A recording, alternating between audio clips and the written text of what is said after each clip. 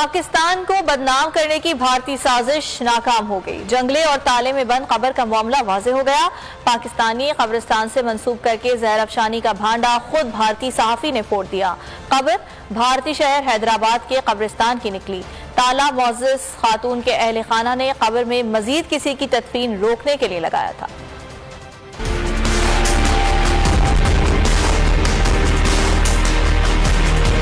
جھوٹ کے پاؤں نہیں ہوتے، پاکستان کو بدنام کرنے کی بھارتی سازش پھر ناکام۔ مودی کے حواریوں کا پروپیگنڈا الٹا ان کے ہی گلے پڑ گیا۔ بھارتی میڈیا نے جنگلے اور تالے کے ساتھ بند قبر کی تصاویر جاری کی۔ دعویٰ کیا تصویر پاکستان کے ایک قبرستان کی ہے۔ پاکستانی والدین ریپ سے بچانے کے لیے بیٹیوں کی قبروں کو تالے لگا رہے ہیں۔ بھارتی صحافی محمد زبیر نے معاملے کی چھان بین کی تو دودھ کا دودھ اور پانی کا پانی ہو گیا۔ قبر بھارتی شہر حیدرآباد کے مدنہ پیٹ کے ایک قبرستان کی ہے۔